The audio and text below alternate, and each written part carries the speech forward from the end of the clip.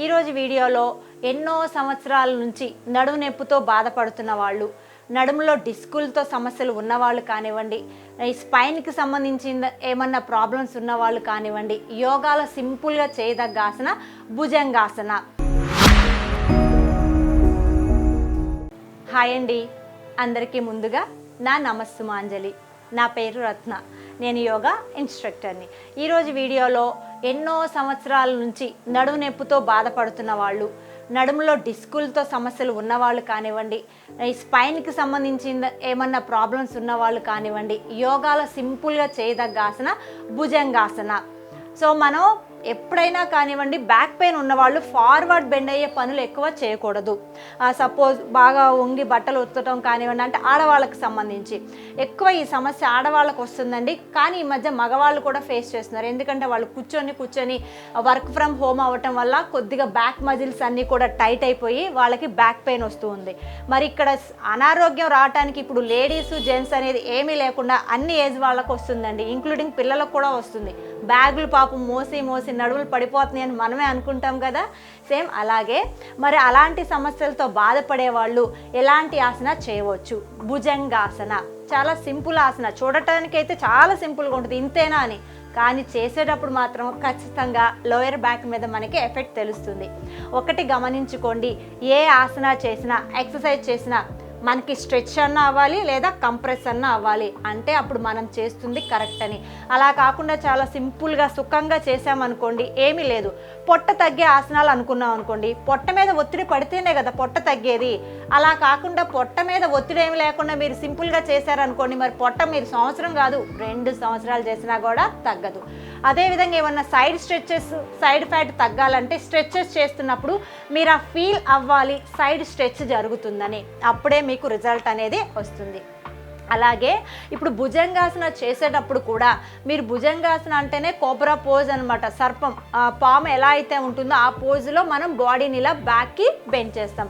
అలా చేసినప్పుడు మనకి ఖచ్చితంగా ఈ లోయర్ బ్యాక్, మిడిల్ బ్యాక్ దగ్గర, మజిల్స్ దగ్గర మీరు స్ట్రెచ్ అవుతుంది గమనించగలుగుతారు. కొంతమంది కొత్త వాళ్ళకైతే బ్యాక్ పెయిన్ కూడా వస్తుందని ఫీల్ అవుతారు. ఆసన చేయటం వల్ల ఎప్పుడు కూడా బ్యాక్ పెయిన్ రాదు.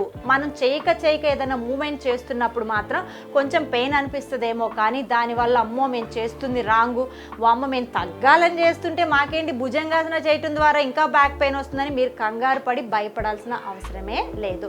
ఒకవేళ పెయిన్ వచ్చినా కొంచెం అలవాటు అయ్యేంత వరకు ఉంటుంది, కానీ తర్వాత ఏమీ ఉండదు. బట్ సేమ్ ఎప్పుడైనా మన పొట్టకు సంబంధించి కానీ బ్యాక్ బెండింగ్ ఆసనాస్ చేసేటప్పుడు హార్ట్కు సంబంధించిన సమస్యలు ఉన్నవాళ్ళు చేయకూడదు. పొట్టకు సంబంధించిన సమస్యలు ఉన్నవాళ్ళు కూడా, హెర్నియా ప్రాబ్లం ఉన్నవాళ్ళు ఈ భుజంగాసన చేయకుండా ఉంటేనే మంచిది. మిగతా వాళ్ళందరూ కూడా చేయవచ్చు. ముందుగా భుజంగాసన చేయాలి అంటే పొట్ట మీద బోర్లా పడుకోవాలి.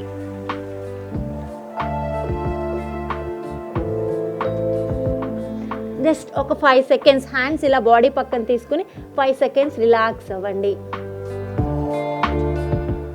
తర్వాత మీరు 2 చేతులను చూడండి, చెస్ట్కి పక్కన తీసుకోండి. కంప్లీట్గా 2 కాళ్ళు జాయిన్ చేయండి. మీరు చేసేటప్పుడు కొంచెం దూరమైనా నో ప్రాబ్లం. సో శ్వాస తీసుకుంటూ నిదానంగా మీ అప్పర్ బాడీని లైక్ ఒక పాములాగా ఎంత మీరు లిఫ్ట్ చేయగలరో అంతవరకు లిఫ్ట్ చేయండి. మీకు ఎల్బోస్ స్ట్రైట్ రాలేదా, నో ప్రాబ్లం. వచ్చిన తర్వాత చూడండి, ఇలా నెక్ని కంప్లీట్గా బ్యాక్ బెండ్ చేయండి. పైకి చూడండి. ఒక 20 సెకండ్ల పాటు పొజిషన్ని హోల్డ్ చేయండి.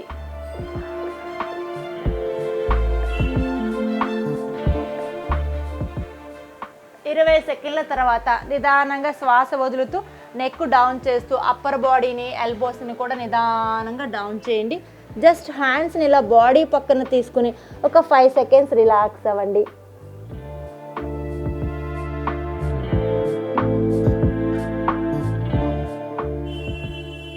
సో కంప్లీట్గా చేతులు పైకి, అంటే ఈ ఎల్బోస్ స్ట్రైట్ అవ్వటం రాని వాళ్ళు ఇంకొక పొజిషన్లో కూడా చేయవచ్చు.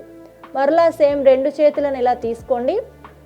లెగ్స్ 2 జాయిన్ చేసి మీ బాడీని ఎంతవరకు మీరు పైకి లిఫ్ట్ చేయగలరో అంతవరకే లిఫ్ట్ చేయండి శ్వాస తీసుకుంటూ. సపోజ్ మీరు ఇంతే లెగ్గలిగారా, నో ప్రాబ్లం, ఇంతవరకే హోల్డ్ చేయండి ఒక 20 సెకండ్ల పాటు. 20 సెకండ్ల తర్వాత శ్వాస వదులుతూ నిదానంగా హెడ్ డౌన్ చేయండి. చేతులను మీ కంఫర్టబుల్గా ఇలా మకరాసనాలు అయినా తీసుకోవచ్చు, లేదా బాడీ పక్కనైనా కానీ తీసుకోవచ్చు. సో ఈ రెండు చేయటం ఇబ్బందిగా ఉంది, ఇంకొక పద్ధతి ఏమన్నా ఉందంటే ఇంకొక సులభమైన పద్ధతి కూడా ఉంది ఎవరు బ్యాక్ పెయిన్ ఉన్న వాళ్ళు చేయడానికి. జస్ట్ మీ రెండు చేతులను ఎంత వీలైతే అంత కొంచెం ముందుకు స్ట్రెచ్ చేయండి.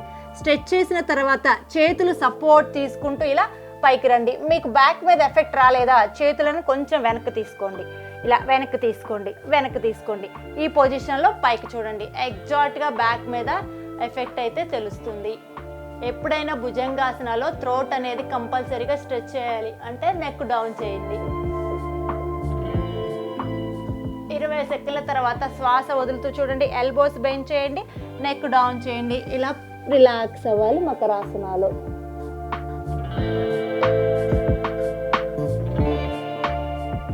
ఇప్పుడు చూపించిన ఈ 3 వేరియేషన్లో ఏ వేరియేషన్ అయినా మన యొక్క బాడీ ఫ్లెక్సిబుల్ ప్రకారం బ్యాక్ పెయిన్ సివియర్గా ఉందనుకోండి, కంఫర్టబుల్గా ఉన్న ఈ 3 పోజుల్లో ఏదైనా ఒక పోజు తీసుకొని చేస్తే ఖచ్చితంగా వాళ్ళ యొక్క బ్యాక్ పెయిన్ అనేది నిదానంగా తగ్గుతూ ఉంటుంది.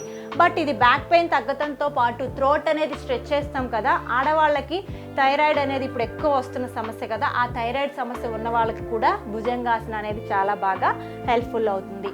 దీన్ని చేయటం చాలా ఈజీ, చూస్తుంటేనే ఈజీగా ఉంది, కానీ ఖచ్చితంగా బ్యాక్ మీద మజిల్స్ మీద ఎఫెక్ట్ అనేది చూపిస్తుంది. ఈ 3 వేరియేషన్లో ఏదైనా కానీ మీరు చూస్ చేసుకుని చేయండి మీ యొక్క శరీరాల పరిస్థితిని బట్టి. ఓకేనండి, ఉంటాను. నమస్తే. నేను మీ రత్న.